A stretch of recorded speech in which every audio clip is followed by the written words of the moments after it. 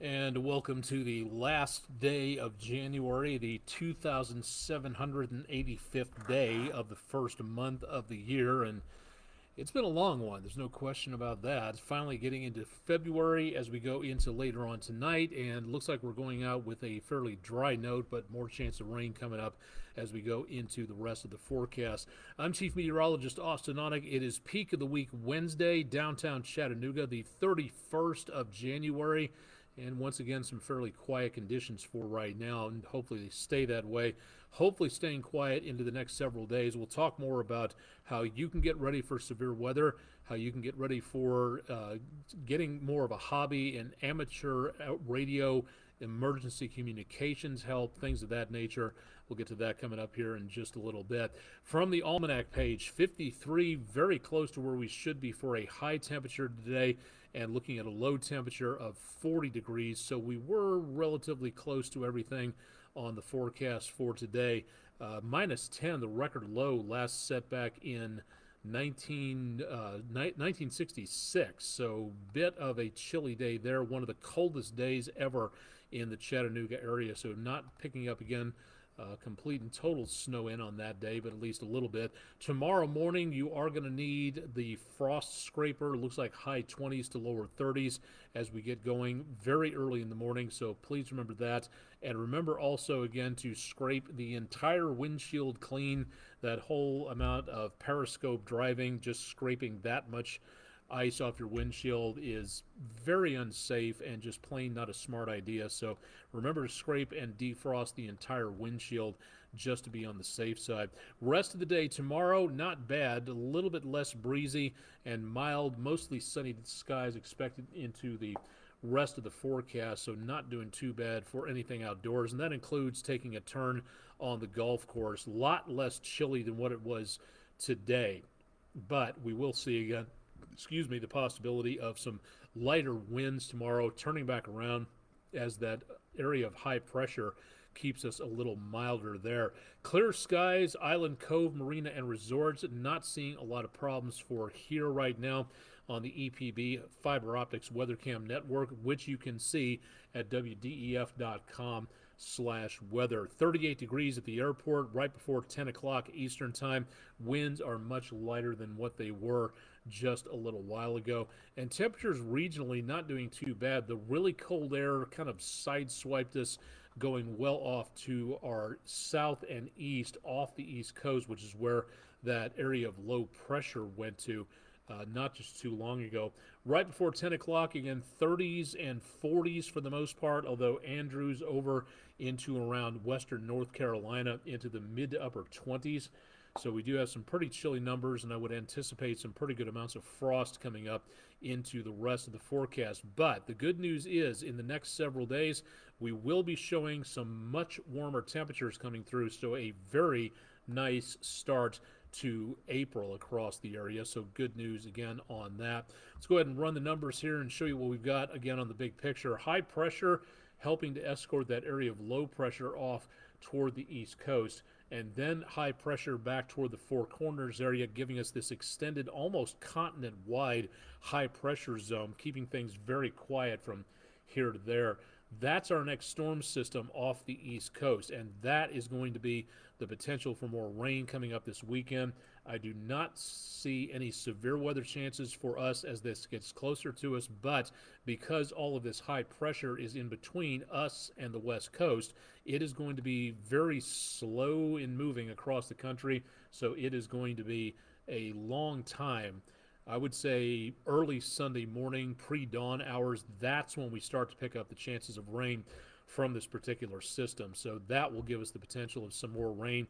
We'll show you the 7-day forecast coming up here in just a bit. Here's what we're looking at for the next 72 hours. Again, into tonight, early Thursday morning, temperatures back in the lower to mid 30s. So again, that frost possible.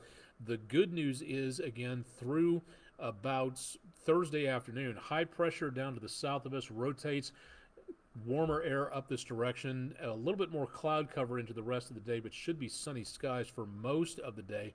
And then as we go into Friday morning, that next cold front tries to approach us, and we will see the potential of maybe some opportunities for, again, some chances of colder weather, but that area of high pressure down to our south is going to do a very good job of kind of pushing that colder air back to the north, and that will keep us not quite as chilly as we go into the rest of the forecast. So by early Saturday morning, we do see that potential of getting into some more chilly conditions, chilly, but not overall all that cold.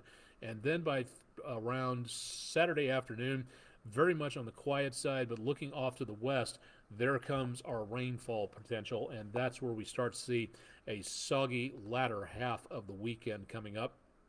So again, we see that potential for rain, but that should be, again, about all we pick up for the time being. Again, for right now, clear skies, but I think we'll be getting back into a few clouds the next couple of days. Very mild on temperatures, and then into around some scattered showers possible Saturday night, Sunday, and including into and around Monday. Temperatures remain very stable. Chilly at nighttime, mild, very mild into the weekend. Over the first part of the weekend, some very mild conditions there, and also looking again at dry conditions for the most of the rest of the first full week of February of 2024. So far so good on this. The rain chances again from Saturday morning through about Sunday evening into Monday. That's where we see the potential of maybe some of that scattered showers. I would say maybe a rumble of thunder, but I just don't see anything in the way of severe weather, so that's good news. Monday, a true American holiday, National Weather Person's Day. For Friday, yeah, you can call it Groundhog Day if you want to. I personally call it Furry Fake Forecaster Day because his record is something about maybe 20%, 25%, so not the greatest accuracy levels there. But for the day itself, numbers again not bad, back in the lower 60s, looking pretty pleasant all the way around for right now. Don't forget, nothing is happening. Time to get your weather radio programmed. We would love to be able to make certain you know what to do and how to program things. So go to wdef.com/weather if you'd like to find out a little bit more there. If you're a teacher and would like to have our weather experts in your classroom, head to our Food City Weather in the Classroom page at wdef.com/weather for more information on that.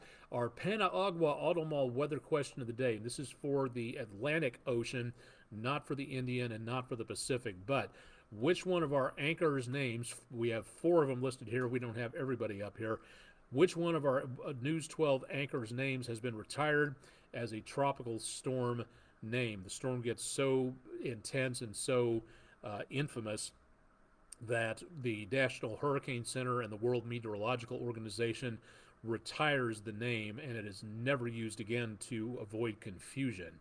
So 51% voted for Andrew Harrison on that one. Brian Armstrong received 3% of the vote. Kay Blevins received 3% as well. 43% went to Rick. Rick Nyman, our sports producer. Rick Leverett, our floor director and newscast director, pointed out that Rick was actually retired for a name in the Pacific. That's true. So that's true. But for the Atlantic, it actually was Andrew back in 1992, if I'm not mistaken. That tiny buzzsaw of a storm that sliced across South Florida. If you'd like to vote in our next poll, it'll be up at midnight. So go to wdef.com/vote now for more information on that. Our weather window picture of the day, a spectacular sunset view from a park in Stevenson, Alabama. Thank you very much, Cheryl Reeves, News 12 viewer, for our Langley Roofing weather window picture of the day. And if you've got pictures, we'd love to see what you're looking at, so send them in to us, pictures at wdef.com. You can post them to our social media pages, which is where we post the picture you just saw. That'll be showing up on these websites later on, so you can see them for yourself. If you want to email them, pictures at wdef.com. Send them in to us. We'd love to see what you're seeing out there and to get a good idea as to what you're looking at. Let me see. What was I? Okay, this is important. We talked about Skywarn the last couple of nights.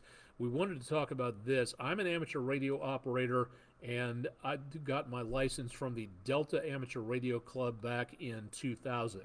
I really wish I had gotten my license a lot sooner, because It's a fun hobby. I enjoy it.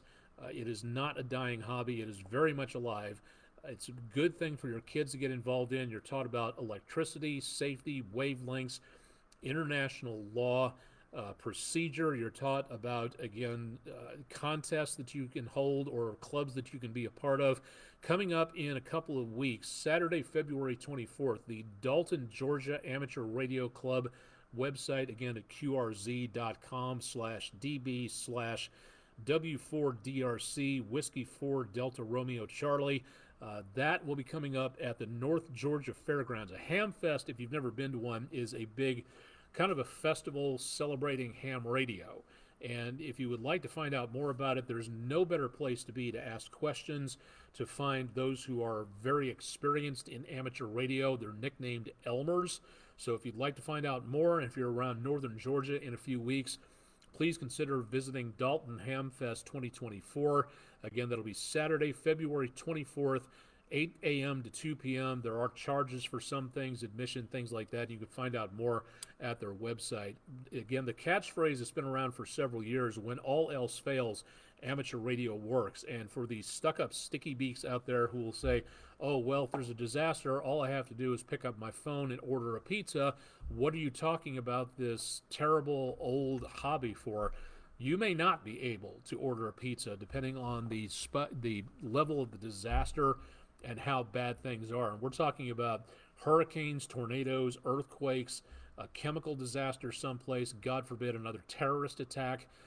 It's something that you need to consider. There are ways to get information in and out of disaster zones. They're called health and emergency welfare bulletins, if I'm not mistaken. It's been a while since I've done this, so this is a good opportunity to learn more about how you can get involved in emergency communications around the area. There'll be more of these coming up. We just found out about this one last night, so we'd love to tell as many people as possible about this. So to find out more about admission fees and everything else, go to the website and find out more details on that. It's an incredible hobby. It's really neat to be able to fire up your rig, as it's called, to be able to talk to someone on the other side of the planet using skip or bounce, or bouncing your signal off satellites, or using, some cases you can use the internet for digital communications, but a lot of the amateur radio community still prefers to use antennas and the signal. Some of the signals can be as low as 5 watts, and if you want to get your license, by the way, you do not have to know Morse code anymore. You can take a Morse code test if you want to show how good your proficiency is. Mine is about, give or take, 7 words a minute. I'm not even close to the experts who have been around and have studied more than I have, but it's a really great opportunity to learn more. So again, coming up into late February, please consider driving down to the North Georgia Fairgrounds in Dalton, Georgia, and thanking the Dalton Amateur Radio Club for putting this show on. We'll talk more about this and the weather for this event coming up in the next several weeks, so keep it tuned to News 12. And again, great opportunity to learn more, great hobby to get your kids involved in. It's not as expensive as you might think. The experienced amateur radio operators treat their equipment like it's solid gold. They are very careful with it, and they often gift that or donate their older rigs to a charity or to someone who's just starting out. It happened to me. Thanks to everybody over at the Delta Amateur Radio Club in Bartlett, Tennessee, for being good amateur Elmers over there. Thank you very much to all the ham radio operators out there for participating in severe weather. That information can get to the National Weather Service just as quick or quicker than a phone call can. So again, if you'd like to know more, qrz.com/db/W4DRC, or just look up the Dalton Amateur Radio Club for more. Really great hobby to get involved in. I can't say as much good about it as I possibly can. I wish I could, but this would be the amateur radio hour, and we have to do other things as well. Closing out with, again, the information regarding the history package, if you will, story map presentation. The National Weather Service in Morristown would like to do another story map presentation like the one they did for the superstorm of 93 a few months ago. The 50th anniversary of the super tornado outbreak of April 74 is coming up in just a couple of months, and the National Weather Service would like to do a remembrance kind of gathering, oral history, journalism project, if you will, a weather remembrance of that time frame, contact Mr. Jeremy Buckles at noaa.gov for more information. If you have recordings, if you have debris, if you have scribbled notes or anything from a family member who went through this. I was back in Topeka, Kansas in elementary school when this happened, so I don't know a lot of this from firsthand experiences. None of my relatives lived around here, but this was one of the more powerful weather events to strike the United States outside of things like the 1900 storm, the Super Tuesday outbreak of 2008, Hurricanes Andrew, Wilma, Katrina, Camille, all those storms, all those constitute this nation's weather history. And if you'd like to participate in that, National Weather Service could use your help. So please consider contributing or passing this information along if you know of anybody who would like to contribute on this. Once again, this is still a little bit off our patch, but we want to tell everybody about this who may be deaf or hard of hearing. This is for you. The National Weather Service is doing more outreach to the deaf community, but this is one that I have seen promoted, and that is something to really take a look at and to spread the word about. If you know somebody who is deaf or hard of hearing, or if you yourself are deaf or hard of hearing, please, and yes, I am. See, I'm studying sign language, ASL. I need more practice. I'm not that good at it yet, but I'm working on it. ASL interpreters will be provided. This will be coming up Tuesday, February 6th. That'll be next week, Tuesday, 6 p.m. in Huntsville at the AIDB Huntsville Regional Center. ASL interpreters and CART services will be provided on this. So if you'd like to find out more, if you'd like to register, if you'd like to send the email address to anybody, weather.gov/HUN, that is the three-letter code phrase for the National Weather Service office in Huntsville. It's really neat to see this type of outreach because when I was growing up, you never saw anything for the deaf and hard of hearing community. This is really neat, and we want to make certain everybody out there knows as much about this as possible. So please pass this along if you would be so kind to everybody out there. We'll talk a little bit more about astronomy coming up tomorrow night. I believe that is pretty much everything for this evening. I'm going to go ahead and wrap things up so we can post this and make certain everybody's aware of what's going on. I'll be on News 12 at 11 with co-anchors Andrew Harrison and Rick Nyman. And, of course, Chip Chapman will have your forecast bright and early tomorrow morning. If you'd like to show up and see what's going on at 5 o'clock in the morning. Frost on the windshield, not much more than that. And so far, not seeing anything else in the way of major problems. So some good news on that as we go into the latter half of the week. I'm Chief Meteorologist Austen Onek. This has been the Wednesday Peak of the Week edition of News 12 Weather Overtime video weather blog from downtown Chattanooga, Tennessee. Thanks for joining us on Weather Overtime for Wednesday. We'll see you again on Thursday. And again, please, let's be careful out there.